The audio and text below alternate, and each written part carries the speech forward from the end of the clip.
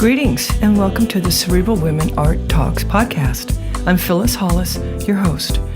As an extension of my Instagram page, Cerebral Women, this podcast offers insights into the visual art world. I interview artists, mainly artists of color and female artists who will freely articulate what inspires their creativity.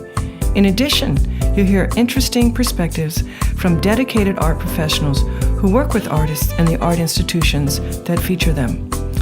I'm confident that collectively, these individuals will indeed stimulate your mind as they do our eyes. Please know these interviews are conducted in my Manhattan apartment, so please forgive the background sounds of city life. Welcome to the Cerebral Women Art Talks podcast.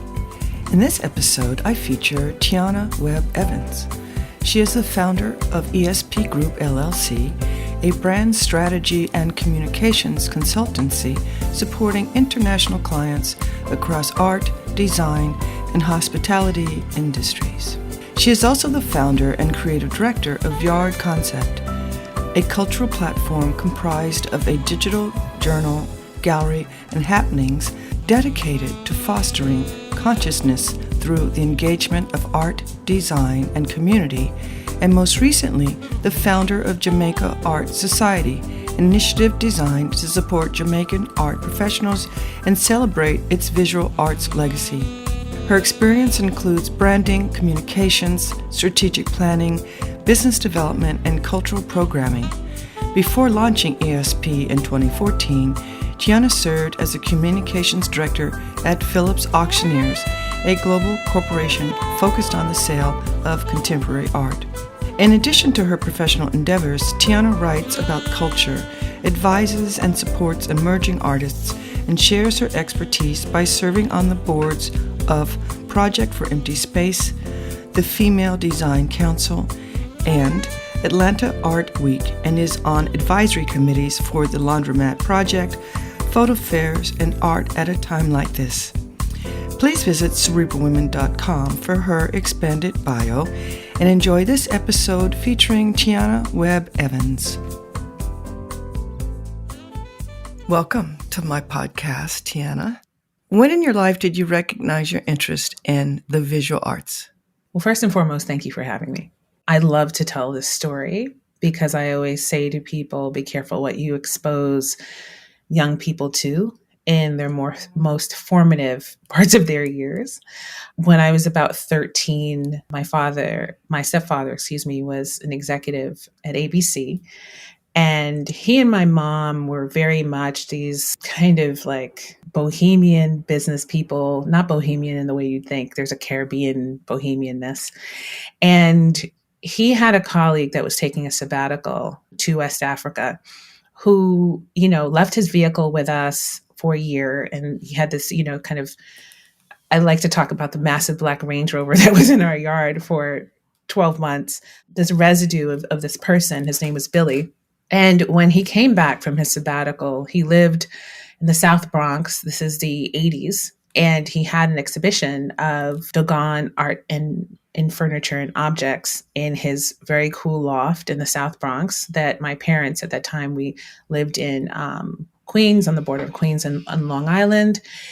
And this image stayed with me, this event, this opening. They took me everywhere. And that was it. That was the deposit. From that moment on, I was slightly obsessed with the visual arts. I used to always say, I always laugh and say I'm a good Caribbean girl. So of course I studied science, but I was like, I'm going to be a doctor, but I'm going to own an art gallery. But that was the seed that was planted. That's where it all started. And on that note, how do you define the work you do? How do you find your business? Well, that has been a windy road and an interesting journey. Phyllis, we've laughed about the fact that I'm a bit of an enigma. And I tend to be very quiet about the business that I do for money with this particular audience, the art world, and so many beloveds that listen to your podcast. But I would say my day job is that I run a communication and strategy agency.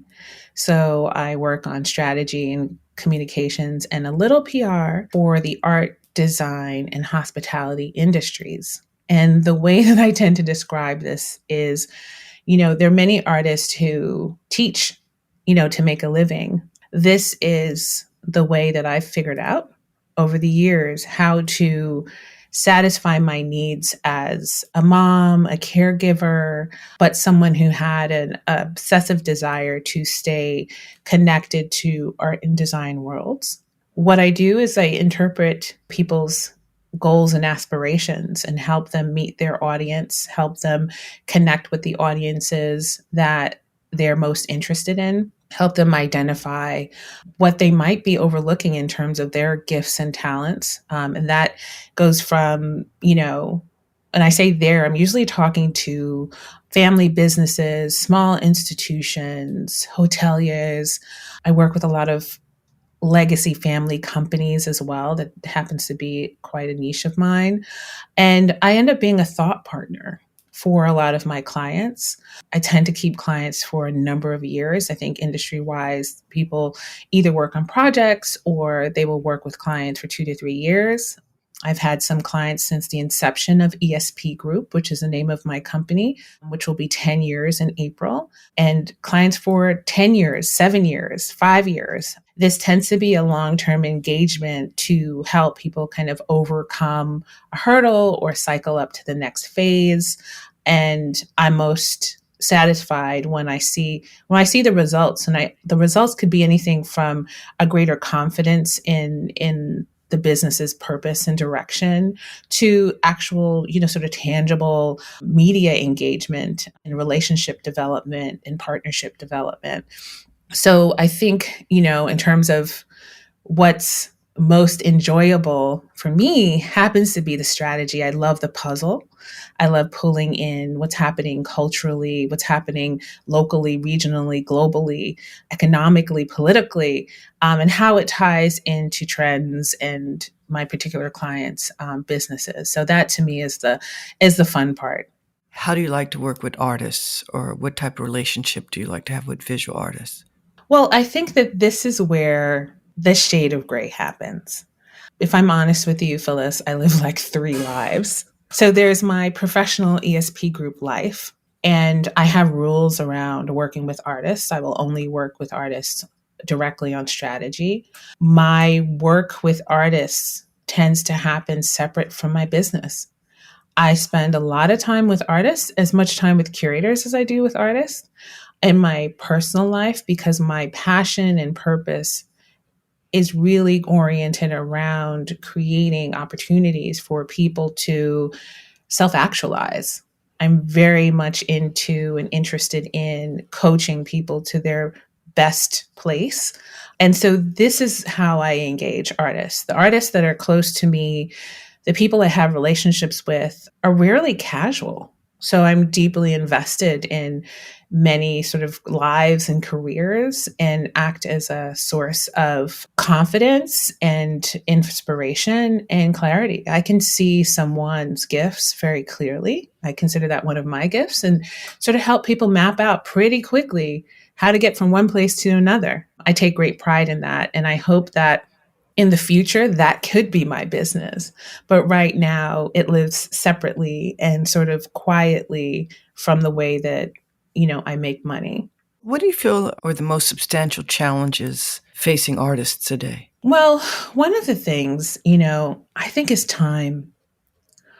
I'm very interested I do a lot of research. Again, I said I was trained as a scientist. I thought I would be an academic. So research is a big part of my life. And I've been interested in the idea of time over the last few years, especially since the pandemic, and understanding how we experience time in this particular construct or society, how time affects the way that we experience each other and this journey we call life. Social media has kind of helped, along with many other things, but helped propel the kind of intensity and speed with which we experience time in our lives. I think a lot of younger artists, especially, are racing against a clock that can be really kind of treacherous. I think the idea of this kind of slow build to dare I say, fame and notoriety is really hard to grasp for younger artists. And obviously, we're in a world that more and more becomes just simply about money and resource, right? So time has become a luxury good. If you have the time to step away and escape and go into the mountains and paint and sculpt and think and write, that is a very privileged space. So I think a lot of artists, where they absolutely need that quiet to get those downloads, to get that ethereal information, there's not a lot of opportunity for that, especially artists who are in, major art centers like New York. At the same time, there's, obviously so much benefit to being able to kind of control your narrative and to show your work, if it's digitally or otherwise. I think there's so many more avenues for artists to make money than before. But at the same time, I feel as though this lack of time, the sense of a rush to quote unquote a thing, is eroding some of that sacred space that used to really be part of the process. Do you feel art is an asset class? I think that's a tricky question. I think they being, sort of the capitalist powers that be, have been trying to make art an asset class that is somewhat quantifiable in terms of value. I came into the hardcore art market as an executive at Phillips Auction House at the time where the conversation around creating art funds had started, and banks and other entities were trying to create some tangible quantitative sort of analysis. It's proved difficult. At the same time, art has become an asset class. People are borrowing against work, and the market has been founded and stabilized around certain works. I think it takes as much a concerted effort to maintain the value of certain pieces of work as it does any other kind of intangible, non-functional object, right? So I think art's lack of function in terms of a Western perspective on what fine art or visual arts is supposed to be challenges this desire to make it an asset class. But it's happening. People are borrowing against work. People are taking out loans to buy work. So it is an asset class today, whether I like it or not. What do you feel is the long-lasting impact of the Black Lives Matters movement? The long-lasting impact, I think this idea that time, back to time again, that this difference between Chronos and Kairos, the fact that this is a loop, time is not linear in that sense. So we're in another loop right now in terms of the racial dynamics within this country and the history of this country. I think Black Lives Matter provided an awakening. We are in the midst of a double backlash. We're in a backlash because of Obama's two-term presidency, and we're in a double backlash because of the openings that were created during the Black Lives Movement, and then now the sort of counter resistance to that. I think in every time that we get pushed back, we may take 2 steps forward, but we'll just take 1 step back. I think that the silver lining was the unveiling of, the truth of where we are. And as Black people, as diasporans, on the side of the world in this construct, Black Lives Matter in terms of the art world created this really wonderful opportunity for Black artists and curators to be seen by other Black people. The art market in terms of Black art had picked up post-Obama. The museums had already sort of gotten wind of needing to adjust their collecting practices. All of those things had happened, but the broader public was not engaged.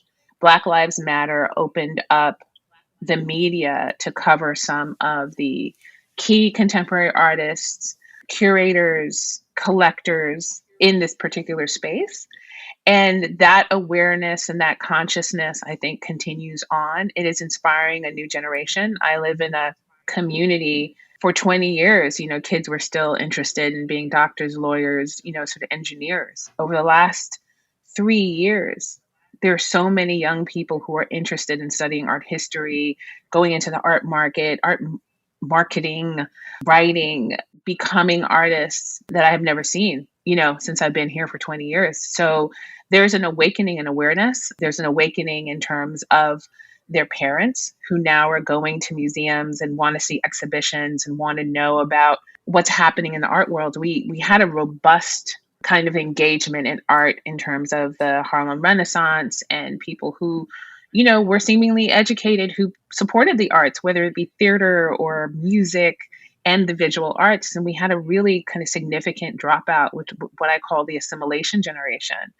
And there's some catch up happening. And I'm woeful about the fact that a lot of my contemporaries kind of missed a moment where work was more affordable and accessible. Work meaning work by artists who were changing the canon, who were engaged in sort of groundbreaking practice. At the same time, art is a gateway to consciousness and seeing the world differently. So I'm one of these people who's like, by any means necessary. If someone is interested, great. So the Black Lives Matter movement definitely sparked what I would say is a renaissance and a reignition of interest in the visual arts beyond people who are collectors or academics or, sort of engaged in the community in a day-to-day way. Do you feel Black art can or should be defined? That's the ongoing battle royale. As someone who came into this ecosystem almost 30 years ago, excited by abstraction, it's always been a challenging question, right? Because the bottom line is that we're in this matrix and we live in a country that core definition of people and life is racial.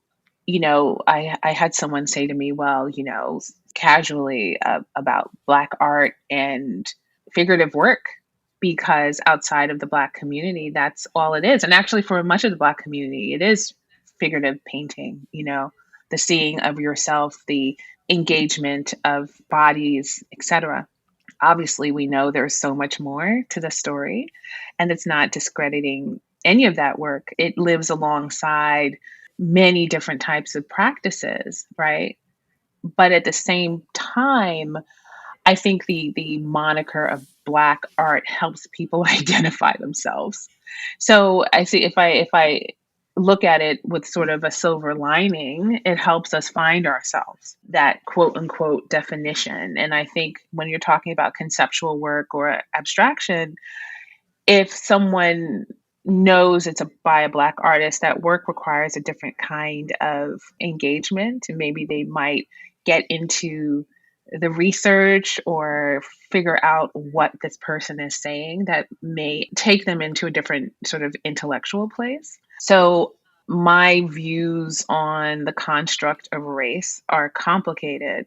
At the same time, my greater interest is that we find ourselves in the work. And if it needs to be defined for us to find ourselves in the work, then so be it. What inspired you to start the Jamaica Art Society in 2020? That is a long, long story. I have been interested in returning to Jamaica for over a decade now. And in 2020, in January, I had gone home, as I'd like to say, to figure out what kind of business can I do so I can start the repatriation process. The whole world shut down and that business venture had to pause with it. And as I was contemplating the moment and the chaos, I just got this massive download that just said, listen, you love Jamaica so much and being Jamaican and Jamaican people, and you love art equally so. And you've been in this industry at that point, 25 years. What have you done if you can't do anything to contribute? And Jamaica Art Society, the name society was born of my family has a history of being in societies. This is a thing in Jamaican culture. So my great grandfather was part of this new society with Marcus Garvey. My cousin had given me a paper clipping in that trip in 2020. And so the society tack on was more so an homage to both my great grandfather and grandfather, who were very much Garveyites and engaged in colonial and post-colonial Jamaica and the naming of a nation. So Jamaica Art Society is part of a social practice. I do have a social practice that lives alongside my professional work. It started with yard concept and reading circles and this desire to engage the complexity of who we are in this art ecosystem. It's a Glissantian venture, let's just say. And Jamaica Art Society is an extension of that, right? So building the architecture to advocate and support and amplify the gorgeous 100-year art historical legacy that Jamaica has, started by Edna Manley in terms of a formal movements and practices and the art school and the development of, movements and counter movements. There's this rich and dynamic history that Jamaica has when it comes to art. And many people don't know that. They know our music culture. They're learning about food. They come for tourist engagements. They know about our athletes. But I felt that there was this missing link in terms of who we are as a people. We're deeply engaged in spirituality and philosophy. Almost everyone's a philosopher. There's this exquisite reading culture, performance, and there are contemporary artists and academics and scholars who are working under challenging conditions. There isn't quite an art market in Jamaica in terms of a collector base supporting contemporary art. And there are practitioners, many of whom are artists and incredible artists, who are making major sacrifices to continue to create opportunities, to show work, to discuss work. And I just want to help. So Jamaica Art Society is really about galvanizing a global diaspora. That's when it started. But today it's really about advocating for awareness on all levels, because we have this rich history that I think should be shared. And I think that also we should be the ones talking about it. We have writers, we have scholars that can really help engage people into this history and work. So Jamaica Art Society is a bit of a hedge because I can see the art market turning towards Caribbean art. And we've just gone through this with Black art here. And knowing that so many Black professionals or people who should have been or could have been collecting missed the boat by the time they understood what was going on. The prices has changed, the market has changed. I was like, okay, like it's coming, it's heading towards the Caribbean. Let's figure out a way that we can get, the diaspora engaged and people on the ground engaged in the magic that's in their backyard. And if this works as a system or a program, maybe then other Caribbean islands can have the same kind of initiative. And then as the Caribbean, as a region, we can have this critical mass so that we can meet the art world head to head and say, okay, yes, this is what we have. This is who we are. Come and explore it. But we have the tools and we have the understanding of how things work, that it's not a rapacious relationship. So if there is work to be purchased, we want to see the artists benefiting from that. We want to see their communities benefiting from that. We want to see the economies benefiting from that. And this is my humble attempt to create a model that can support that. So the crux of Jamaica Art Society's work and program is our In Focus Fellowship program, which is a professional development program for artists, curators, and writers. And what we do is we kind of unveil all aspects of the workings of the art world, from publishing to art fairs to blue chip galleries to sought after residencies. And we have these workshops so our fellows can really be confident in their practices. We focus mainly on emergent to mid-career artists because we want to make sure that, one, this person has committed their life to this practice, and two, that they can take advantage of the relationships that we bring to the table. I can say it's the hardest work I've ever done, but by far the most rewarding. What are you excited about right now? Jamaica. I've been back and forth, and as of 2024, I can confidently say I live between both places, between December and now. I've been back twice, headed back in a couple weeks. I was able to finally experience the opening season and got a little caught up in an auction, bought too many things. But there's an inexhaustible amount of talent and learning. So it's almost like a deepening of learning of my own history through art history. And whether it's YouTube or a book or whatever, new people, there's so much for me to engage, to learn, to do. I know that this will be my focus, at least for the next decade, is really sort of anchoring myself in this place and this work. And I'm thrilled by it. I'm thrilled by it, thrilled by all the brilliant people and all that I learn all the time. And also the new young artists. Now I'm getting sent all kinds of films, shorts and video work and experimental work, and from artists of Jamaican descent or artists who are Jamaican. And it's just, it's inexhaustive. So I am kind of caught up there right now. Between that and my book practice, my reading circles, that's been super exciting. I have a reading circle coming up with the Centre Pompidou and Villa Albertine. And that's the core of my social practice. My creative work is doing these group book-related experiences, bridging the academic and the public, and sort of promoting sort of intellectual life and discourse amongst people who may have never met each other before. We don't talk enough as a society, and we can't see each other. And sort of this work is an experiment as well, and allows people to really talk to someone in a really deep and engaged manner and share and be vulnerable in these spontaneous kind of situations. And between, yard concept reading circles and Jamaica Art Society and my work and my kids transitioning off to their lives in terms of college and so on and so forth, there's a lot happening. So I'm excited about all the things. I've enjoyed our conversation very much. And thank you for sharing the insights you have. This is our last question. How do you want to impact the art world? That's a question I'm clear about, and I only hesitate because the opportunity to say this out loud to everyone who listens to your podcast is really a magnificent occasion for me. So I just really thank you, Phyllis, really through care. I really am an advocate of care.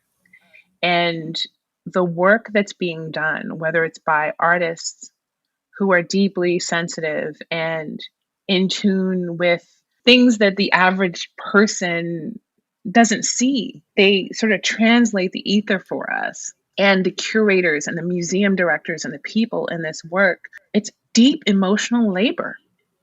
And I don't think we talk about it enough. I don't think there's enough pathways for care. We know what's been happening with all the museum leadership, and especially with practitioners of color dealing with changing history and reshaping the canon. This labor is exhausting. And I hope as time goes on, I'm able to continue to be a source of insight, a place for confidence, and a source of care, because we need it, and we need to offer that so these practitioners can continue to do this deeply important work. Well, thank you for the work that you do. You definitely care. Thank you, Phyllis. This podcast, this experience, this invitation has been phenomenal and a phenomenal resource for us. So thank you as well. Thank you. Thank you for listening to Cerebral Women Art Talks podcast. For additional content, please visit cerebralwomen.com and be sure to follow Cerebral Women on Instagram.